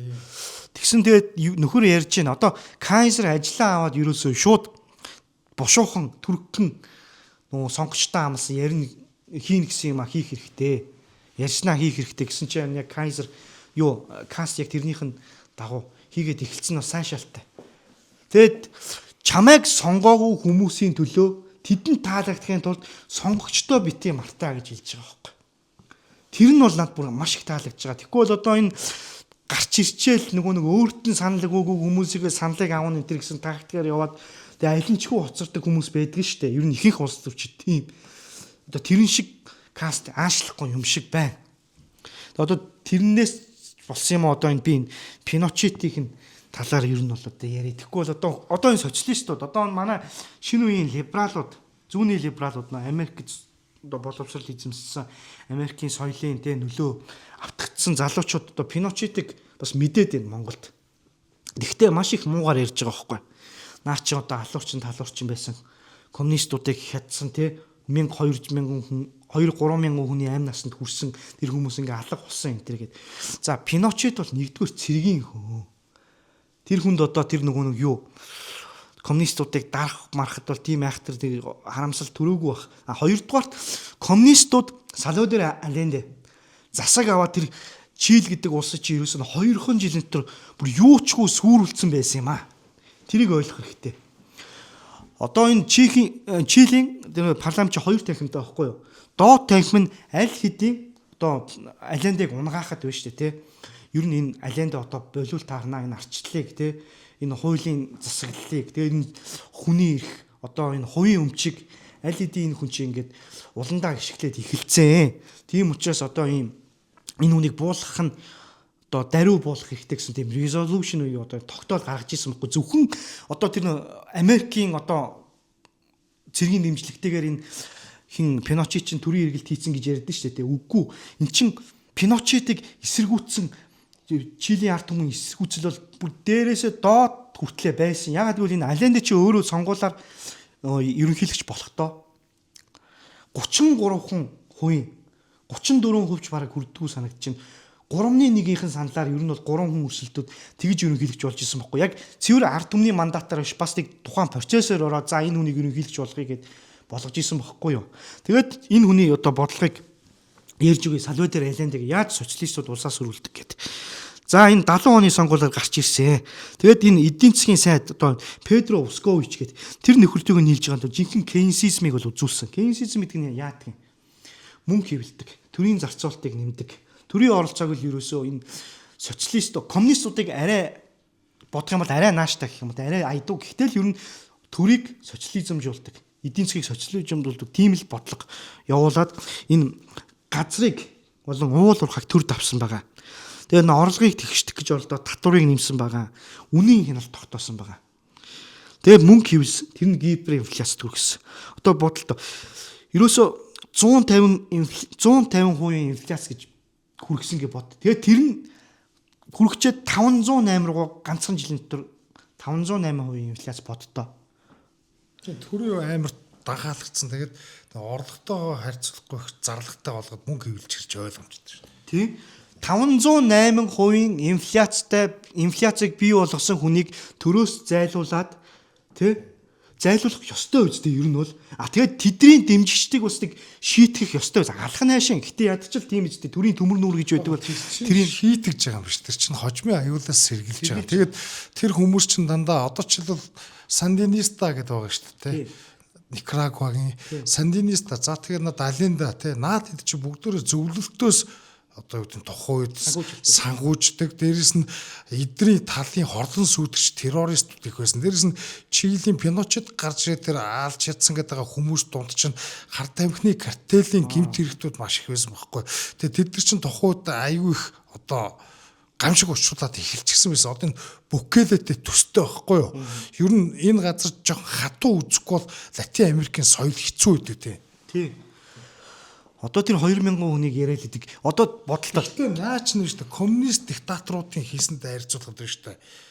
Үйл ялэг 1.1% гэж ярьж болно шүү дээ. 20 сая хүн мөн тэр гэж яригддаг шүү дээ, тий. Тэгэхээр чи одоо би бол тэгж бодож байна. Яг хувь хүнийхээ өнцгөөс ярьж байгаа шүү. Улсаас өрүүлсэн. 508% инфляцид оруулсан. Тийм засгийг хамгаалаад байж байгаа хүмүүсийн чи одоо тэгээд одоо эх орноосоо урагчл гэж үзмээр байгаа байхгүй юу? Би ер нь ийм одоо юу гэх ингээ ямар нэгэн дэглэм ингээ тогтохроо тэр чин пюрж цэвэрлэгээ хийдэг штэ. Одоо тэрний чинь коммунист засгууд ч гэсэн хийжсэн юм штэ. Коммунистууд гэхдээ бүр ангийнх нь хуваар цэвэрлэнэ гэдэг байсан те. Тэгээд ингээд мас хядлах хийчдэг байсан штэ. Гэтэл одоо юу гэдэг хуучин хаан засгалтай байх үедээ бол хаан гарч ирнэ. Шинэ хаан гарч ирлээ гэхэд өмнөх хааны нөлөө одоо сайдууд байгаа штэ. Тэд ч тодорхой фракцлцсан. Өөрийнх нь эсрэг одоо өрсөлдөгч байсан ханхуугийн талын ихнийх ч гэдэг юм уу цэвэрлдэг ч гэдэг юм уу төрийн албанаас нь байхгүй болгодог олноор нь барьж авч алж яддаг. Энэ ч угсаа энэ юу гэдэг автократ системийн өөрийнх нь зайлшгүй байх ёстой тийм нэг одоо тэгхгүйгээр оршин тогтнох аргагүй байхгүй. Тийм тэргүүрээ хэцүү. Гэхдээ социалист коммунист маягийн засгийн газрууд бол бүр хүн төрөлхтний түүхэнд те тэр энгийн бусад одоо юу гэдэг автократ засаглалттай харьцуулахад бүр масс төвшөнд тэр аллах хядлагч үйлдэжсэн те тэр эн чинь бол ингээд юу гэдэг төрийн дайснуудаа ингээд устгаж ийн гэдэг утгаараа эн чинь хэцүү үнэн олон хүний аминд хүрж байгаа. Гэхдээ улс төр чинь юм шүү дээ. Бодит ертөнц чинь юм шүү дээ. Бид нар юу нэг яваачнд амьдраагүй шүү дээ. Бодит байдал чинь аюулгүй хэцүү. Хэрвээ тэр алинд эдрийг урт хугацаанд үрдүүлс бол тэд нар одоогийн энэ хин шиг Кастро тэгээд нөгөө сая Мадуро эднэр шиг болоод одоо зөвлөлтийн дэмждгээр одоо юу гэдэг одоо өөрсдийн засаглалтыг бэхжүүлчихэд дараа нь иргэдээ хядах боломжтой байхгүй юу. Тэгэхээр ер нь эн чинь би өхүү чи өхүү бидүү чи юу гэдэг ийм амин насны төлөөх ийм тэмцэл явагдаж байсан. Тэгэд бас яг уу Пиночетыг Америкчууд дэмжсэн гэж үнэн. CIA тусалсан гэдэг бас үнэн. Тэр нэг юмыг баталж байгаа бол Америкчууд дандаа арчлагчдыг дэмждэггүй. Дараа одоо диктаторшипыг дандаа эсэргүүцдэг. Манай талах гэх юм бол дарангуулагчдыг дэмжинэ. Геополитикийн асуудал яваад байгаа байхгүй юу? Байхгүй юу гэж дахиад ирчлээ. За тэгээд одоо касттай холбоотой мэдээг ярихын тулд одоо тэр юу вэ штэ сая та ярьлаа. Одоо Пиночетийн хийсэн зүйлийг бас ярих хэрэгтэй. Пиночет нь одоо яагаад одоо энэ социалистуудын дургуй хүргэсэн бэ гэхээр энэ хүн чинь биш те өн чөлөөсөн юм аа. Тэгээд төрийн одоо нэг шаардлагагүй мангар үр ашиггүй тэр нөгөө төрийн компаниуд биш те тэдрийг хувьчилсан. Тэгээд төрийн зохицуултыг багасгасан. Тэгээд хувийн нийгмийн даатгалын системийг бий болгож байгаа байхгүй. Эн чинь бол маш том үйл явдал. Хувийн нийгмийн даатгал. Сая ковидын үед биш те юу яасан. Энэ хувийн нийгмийн даатгалын системийн ачаар хүмүүс маш хэцүү үед өөрийнхөө нийгмийн даатгалын мөнгийг гээд авч байгаа. Энэ Габриэл Борис бүрэн өвөөгүй заяа. Гисэн мөртлөө ингээд ядч тодорхой нэг 10-20% авах боломжийг нь бүрдүүлчихэж байгаа байхгүй. Бидний одоо энэ ачсан социалист те төрийн нийгмийн даатгалын систем биш те. Тэд нар чинь зүгээр л хүний нэрний ард юу ч мөнгө байхгүй. зөв хоосон тоол байгаа шүү дээ те. Тэгэхэд энэ хувийн нийгмийн даатгалын тогтолцоо гэдэг чинь өстой бодит те мөнгө нь үйж идэг хүн ингээд мөнгөө дуртай үедээ авч идэг ийм тогтолцоог одоо бий болгож байгаа байхгүй юу. Энд чинь маш том чөлөө зах зээлийн тийм реформ байсан. Ер нь бол бүрэн чөлөө зах зээл гэж хэлж болохгүй. Тэр идеалд нь бол хүрэхгүй. Гэхдээ энэ Пиночет бол маш их тийм улстай хэрэгтэй зүйл хийсэн. Одоо ямар сайндаа л Өмнөд Америкт хамгийн баян улс гэж одоо яригдах вэ. Тэр чинь баян байгаа нь ойлгомжтой. Чөлөө зах зээлийн буйнаар ядч тэр реформын буйнаар реформын далаацаар энэ улс чинь тэр арчлаасаа хойш 90 оноос хойш яваад исэн байхгүй юу. Харин тэрнээсээ ухраад 2000 оноос эхлээд сонгогчд нь одоо ташуурдаг юм уу яа тийм те жаргалдаа ташуурна гэдэг шиг нөхдүүд тэгээ энэ социалистуудыг гаргаж ирээд баг багаар Тэгээ ялангуяа энэ Габриэл Борис гарч ирдэг. Тэрний өмнөх ерөнхийлөгч нэг авгаа биш. Одоо нүүбийн ерөнхий нарийн бичгийн дарга болох гээд байгаа. Тэд нар чи энэ Чилийн зах зээлийн эдийн засгийг бүр улам төрд авах гээд байгаа байхгүй юу? Тэгээ хэцүү. Одоо энэ Пиночет ч юм бол өөрөө дарангуулагч байсан гэж яригадаад боловч их мэдлээсээ өөрөө 90 онд буусан хүн шүү дээ. Тийм тэгээд манай хүний чинь нас орохоос өмнө олон жил шүүгтэж зовоосон. За тэгээд ер нь ийм энэ Латин Америкт 1950-60 70-аад онуудаас эхлээд айгүй олон тийм социалист засгийн газрууд тогтоод ер нь эдийн засгийг дампруулж хахад маш олон цэргийн одоо эрхтнүүдтэй одоо үедээ төрийн эргэлт хийгээд одоо хунтаа гэдэг шүү дээ. Цэргийн засаглалыг хунтаа гэдэг хунтууд тогтоож исэн заяа. Тэд нар дундаас маш тэр одоо хунтын одоо диктаторууд маш олон хүмүүсийг алж исэн. Тэдний нэрийг ерөөсөө социалистууд дурсахгүй заяа. Тэд нар бүгдээрээ бас л социалист маягийн бодлого явуулж исэн. Тийм учраас дурсахгүй. Ер нь бол шүү дээ хүн алсанд нь дургуцаад байгаа юм биш. Зүгээр буруутгах шалтгаан болоод байгаа. Гол нь Пиночет чөлөө зах зээл төгссөн тийм идеал төгссөн бодлого хэрэгжүүлсэн одоо энэ өрнөдийн социалистуудын ерөөсөө Азгаа хөдлөөд идэх байхгүй. Эдгэр чи уусаа төвлөрсөн төлөвлөлт эдийн засаг руу ширэх гээд байдаг. Гэтэл тэр чин тэнд нэг чөлөө зах зээлийн гайхамшигыг үзүүлсэн те. Тэр чин одоо юу гэдэг манай эрэгчүүд хамгийн том дайсан болгож байгаа хамгийн том шалтгаан тэр шүү. Тийм одоо юу яасан? Энэ Пиночет чи эхний 2 жилдээ төрийн эргэлт хийчихэд чөлөө зах зээл энэ төр гэж яваагүй. Яг өмнөх ер нь бол системийнхээ яг суураар явсан байхгүй. Гэтэ бол мэдээж тэр инфляци багасчлаа солиотой юм шиг мөнгө ивлээгүй. Гэтэ ер нь байдал хүнд байсан. Тэгээ тэр нэг Chicago Boys гэдэг нөхдөд биш үү те. Тэд нар ирж байгаад одоо энэ Chicago Boys-ийн чин тэр Мигель Каст гэдэг нөхөр биш үү те. Ах нь тэр чин Chicago Boys-ийн нэг байсан байхгүй юу. Тэгээд 75 оноос хойш энэ чөлөө зах зээлийн реформ гэдэг бүрэн бас хийж чадаагүй. Тэр чинь бас үнийн валют гадаад валютын хяналт бас байсан. Тэр чинь одоо Пиночет өөрөө эдийн засгч хүн биш учраас сайн мэдэхгүй. Гэтэ аль болох нэг муур ямар өнгөтэй байх нь хамаагүй гэдэг шиг тэр үгээр явцсан. Тэгээ нэг эдийн экспертүүдэд итгэцэн чинь нөгөө эдийнхэн заваар явцсан чи харин ч яг болсон байгаа байхгүй. Тэгээд хасрах түрүүн ярьлаа энэ зүгээр энэ чөлөө зах зээлийн замаар замнсан чинь ууралчлаа гэдэг. Тэр чинь бол Франциско Франко тэр бас явдаг байхгүй юу.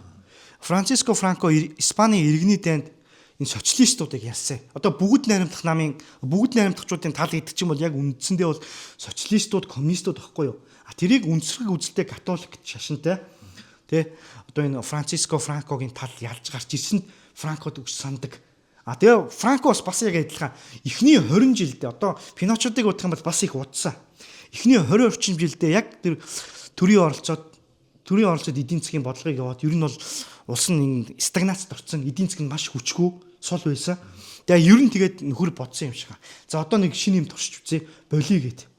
Тэгээ 20 жилийн дараа харьцангуй чөлөө зах зээлийн реформ хийсэн чинь нөгөөх нь Испаний эдийн засгийн гайхамшиг энэ тэргээд тэгээд бас социалистууд Франкод дургүй байх шалтгаан хоёр том шалтгаантай. Нэг нь иргэний дэнд ялсан, нөгөөх нь чөлөө зах зээлийн реформ хийсэн гэдэг. Тэгээд яг Чил Пиночетыг тоххой засгалж явах үед одоо өрнөдөд ч гэдэг юм уу Америк төвд ч гэдэг юм уу бас нөгөө Кейнсийн онол уналтанд оролтой олон жил арчсан социализмтэй төрийн зардлыг нэмэгдүүлэх байдлаар одоо эдийн засгийг өсгөнөдөгтэй full employment болгоно гэдэг тэр бодлогч бүтлгүүдч ирээд Америкт одоо нөгөө неолиберализмтэй Рональд Рейган одоо Маргарет Тачер эдгээр гарч ирээд харьцангуй энэ эдийн засгт тэтгэх зохицуултаа энийг содруулах мөнгө хөвөлтийг багасгах эдгээр гэсэн одоо харьцангуй эдийн засгийг чөлөөлж иж дахиж одоо юу гэдэг нөгөө бүтээлч чадахын суллыг гэсэн иймэрхүү тренд бий орж исэн. Манай Пиночет бол тэрнийг л дагсан төдий баг тий. За тэгээд Каст бол одоо сүүлд нь ингээд бүгдийг нэгтгээд бацхад бол эдийн засгийн хөв чөлөө зах зээлийг дэмждэг. Угаасаа өөрийгөө бол чөлөө зах зээлийг дэмжиж энэ төргээд бүр ил тод ярддаг хүн, тийм хүн. Нийгэм соёлын хувьд энэ хүн чинь бүр аборт энэ төрийг эсэргүүцэн, ижил хүсний гэрэлтийг эсэргүүцэн, тий. Маас цагаачлалтаа хатуу тэмцэн хан байрны энэ төр гэж байгаа, тий. Ийм хүн. Нийгэм соёлын бодлогын хувьд бол илүү одоохондоо бол Америкийг налж байгаа юм шиг. Ягаад гэвэл Америк одоо өмнөд Америк чинь бол өөрөө Америкийн нөлөөний бүс шүү дээ. Тэгэхээс аргагүй. Сая тэгэд энэ хүн ингээд юу яхад ажиллаа авч яхад ирсэн хүмүүс их нэг манай хавар мэлээ байлаа. Энд чи одоо яг л үзэл санааны нэг хүмүүс одоо нэг одоо блок үүсцэн яваад байна. Энэ өмнөд Америкт ингээ хоёр дахь жинхэнэ одоо чөлөө зах зээлд хамгийн ойрхон мэдээж одоо милэтэй харьцуулахад бол би тийм Амстын сургууль мургуулыг уншсан энэ гэж бодохгүй байна. дагдаг энэ төр гэж бодохгүй. Гэхдээ нилээтэй маш ойролцоо бодлоготой хүн чийлд гарч ирж байгаад нь бол баяртай байна. Тийм. Гэхдээ яг одоо ингээд нөгөө өмнөд Америкт консервативууд, либертарууд ингээд либертарууд ч гэдэм үү те ингээд нийлж байгаа ш тарьцсангүй чөлөө зах зээл тэгээ нийгэм соёлын хувьд консерватив бай гэсэн улс төрийн хүчнүүд нийлж байгаа. Гэхдээ одоо Америк Republican намтай ч гэдэм үү. Өмнөд Америк ч яг ер нь Америк твд. Тэгээ эдгээр ингэдэг шалтгаан нь бол одоо юу гэдэг зүүнний либерал арчсан социалист тэгээ энэ одоо LGBT те энэ элдв янзын нийгмийг деженерейт бузар туулах гэдэг энэ улсуудын эсрэг нэгдүгээр тэд нар чинь ингэж өөр хоорондоо холбоо байгуулж байгаа. Хоёрдугаар тэр эдийн засгийн хувьд бас яг ижлэгэн тэр заваа LGBT гэдэг улсууд чинь төрийн оролцоогоор дамжуулаад одоо төрийн их мэдлийг нэмэгдүүлэх гэдэг шүү дээ. Бүхцүүдийг төвлөрсөн төлөвлөгөөт байдлаар хянах гад идэг. Тэгээ энэний эсрэг нэг юм блок бий болж байгаа. Гэхдээ энэ дунд одоо энэ Трамп гэж нэг муухай гуйлагч юм байна. Тэгээ энэ бол их гай болж байгаа.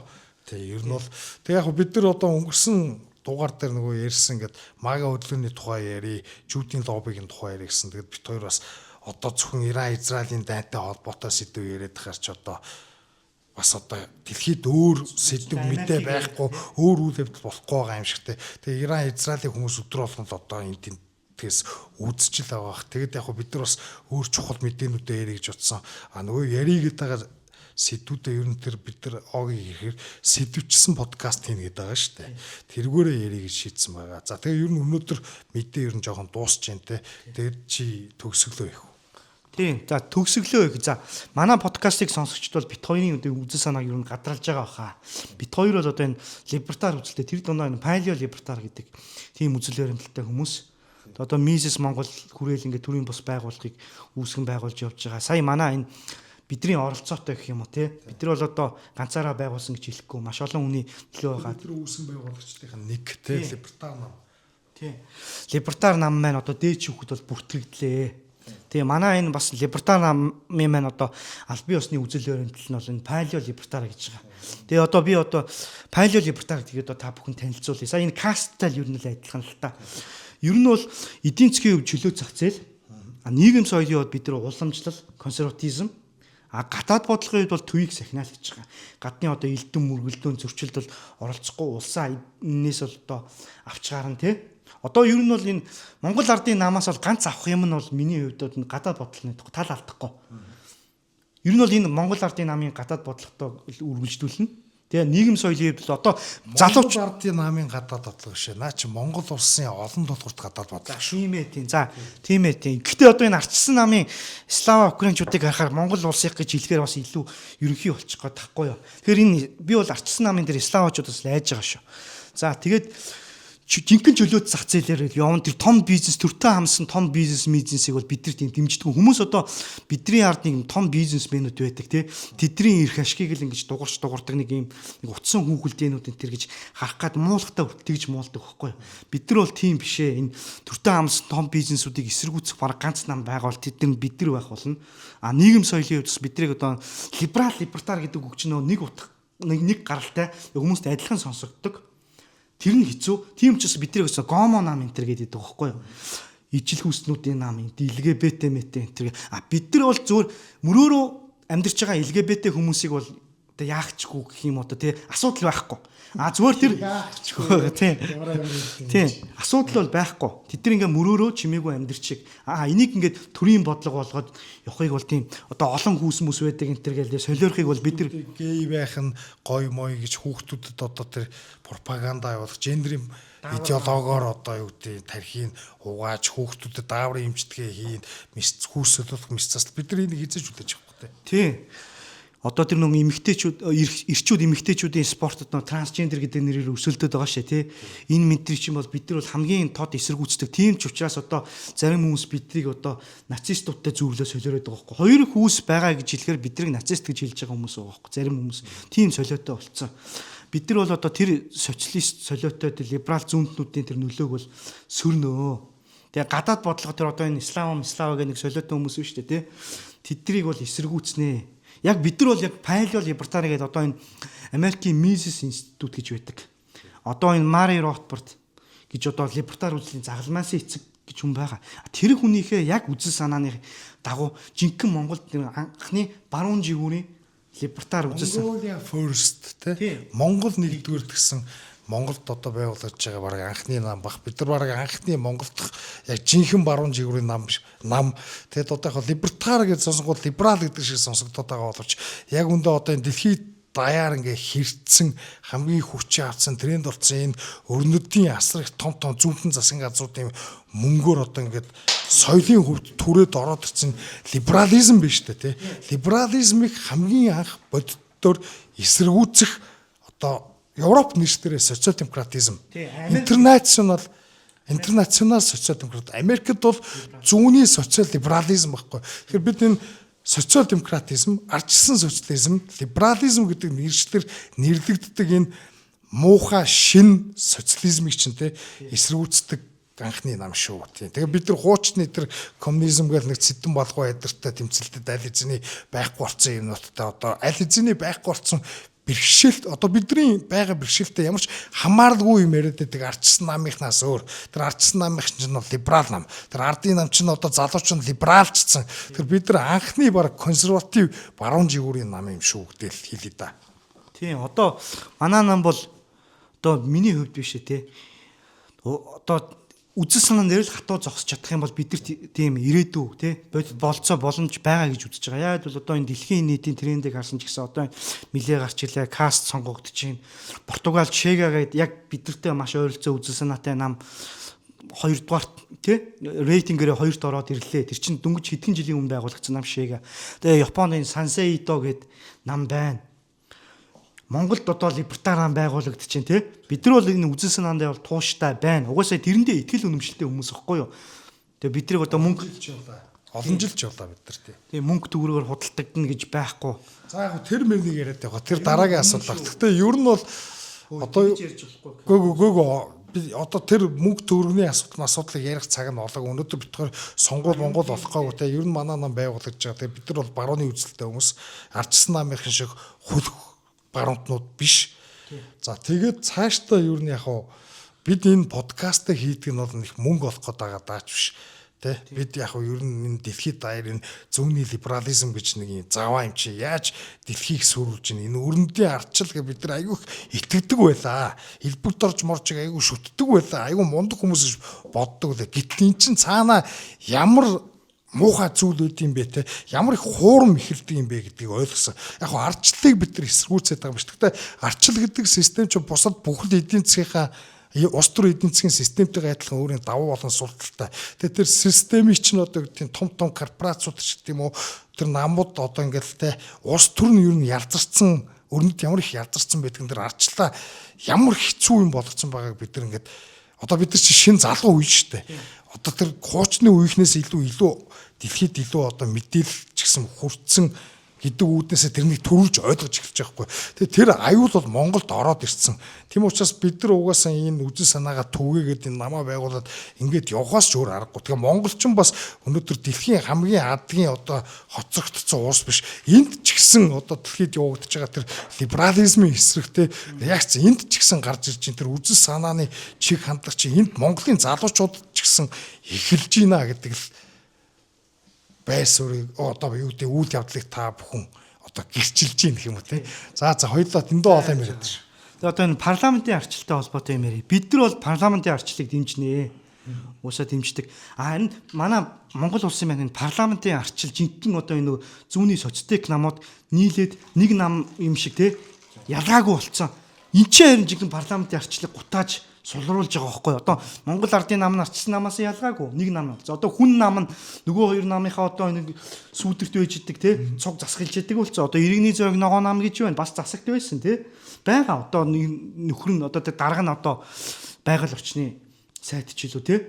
Бусад бүх намынхаа ингээд өөрийнхөө ингээд нэг юунда нөлөөндөө оруулаад шүхэртээ оруулаад тэр нэг сөрөг хүчин гэдэг зүйлийг үгүй болгож байгаа байхгүй. Одоо энэ парламентын арчил ингэж гажуудаад байна. А бид нар тэрний эсрэг зогсоод одоо парламентын арчил гэж Монголд байх ёстой бол тий. Энийг ч одоо хайрлж хамгаалах нь одоо бас бид нар шүү. Бид бусад хөгжингүү дэвшилттэй улс орнуудаас суралцлаггүй л явах. Гэхдээ бүх зүйлийг сохроор хуулбарлаж болохгүй, бүгдийг шүтэж болохгүй, хуулбарлаж сохорлж хүндэтгэж шүтэж нэгэд хүүсээ мэдхгүй болсон байж болохгүй. Тийм учраас одоо бид нар ийм эрүүл ухаанд суурилсан илүү яг тэр өрнөдийн те яг тэр нэг жинхэнэ үзэл санааг нь те консерватив тэр үзэл санааг нь монголчууд түгээх хэрэгтэй байна.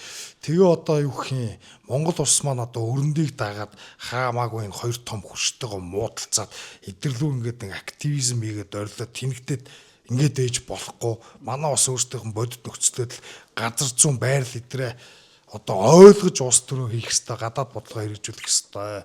Тэгээ Монгол улс одоо энэ либертар нам гэл ингээл байгууллага дээр маш олон хүмүүс биднийг либералууд гэж ойлгож байгаа шиг байна. Тэр биш шүү. Харин либерализмын эсрэг нам шүү. Анхны нам. Анхны одоо юу гэх юм тэр LGBT маягийн одоо энэ гендерийн идеологи гэдэг чи эсрүүцдэг нам манай нам байгуулагдаж байгаа шүү. Тэгээд яг хуу манай намд олон янзын хүмүүс ирж ирсэж байгаа. Олон янзын байр суурьтай хүмүүс бас бид нар дөөр хоорондын ялгаа байгаа. Ялангуяа бэлгүүнээ бит хоёр бол соёлын консерватив заа тэгээ өрнөдийн либерализм, вокизмыг бол баг хувь хүнийхээ хувьд бол үнэхээр таашаад хүмүүстэй. Тэгээ яг хуу нам гэдэг ингээ олон хүний цуглуулга учраас янз янзын байр суурьуд гарч ирэх баг. Гэтэ манай намын албан ёсны идеологи бол те яг палеолибертар буюу одоо нийгэм соёлын хувьд консерватив, эдийн засгийн хувьд чөлөө зах зээл. Гэхдээ чөлөө зах зээл хувийн өмч гэдэг нь баян хүний өмч хөрөнгийг хамгаалах, том бизнесүүдийг хамгаалах тухай биш. Энгийн хүний түүцээч гэсэн ажлуулаад явах тэр эрхчлөө энгийн хүний л итгэл үнэмшилтэй. Энгийн хүний амь амжиргаа төрөөс хараад бос бие даасан байгаасаа те жижиг дунд бизнес чухал шүү. Жижиг дунд бизнесүүд олноороо байж өрсөлдөөн байж чинь том монополд төртөө хамсан бизнесүүдийг хязгаарлаж эдрийг улсын эзэд болоод ингээ усыг халааслахаас хамгаалдаг юм шүү гэдэг үгнээс бид нар чөлөө зах зээлийг дэмждэг.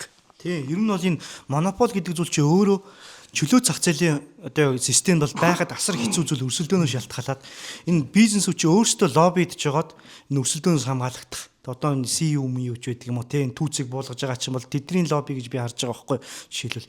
Тэгээ ерөөсөө энэ төрийг дангаалагддаг нэг том одоо энэ одоо блок чин энэ төртөө хамсан бизнесүүд. Тийм учраас бид нар бол эднийг бол төртөө хамсах юм бол эсэргүүцнэ. Тэгээд энэ татвар буулгах хэрэгтэй шүү дээ. Одоо зарим хүмүүсийн нөөтийг 5% болгох энэ гэж яриад байгаа. Тэр чинь бол зөвхөн косметик яг суур асуудлын шийдэл биш. Бид нар бол энэ нөөтийг бол шууд байхгүй болгоё гэсэн тийм санаатай илүү тийм жинхэнэ чөлөө зах зээлийн үзэлтүүд байгаа шүү. Тэгээ Монголд ер нь чөлөө зах зээлийн нэрийг олон жил бузарсан дөө. Худлаа хараад энэ арчсан намынхан те одоо хүний эрх гэж худлаа хараад чөлөө зах зээлийн нэрийг эдгээр дандаа л уусаа сулгаасан өмч хөрөнгөө өмчлөх хэрэгээр өмчлөх хэрэг гэдэг үгээр одоо өөрсдөө усаас хулгаасан өмчөө хамгаалахад ашигладаг байсан.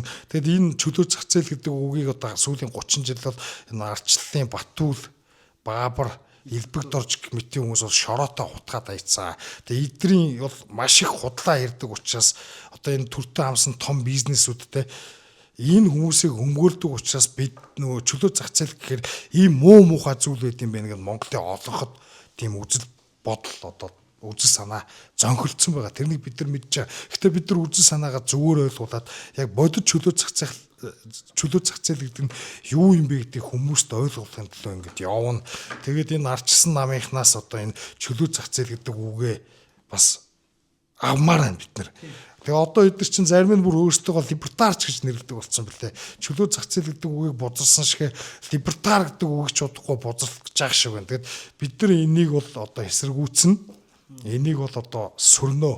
За хоёлоо их удаа ярьлаа. Тэгээ өнөөдрийн подкаст бол миний сэтгэлд бол хүрлээ. Тэгээд дараа 7 хоногт уулзцгаая. За баярлалаа.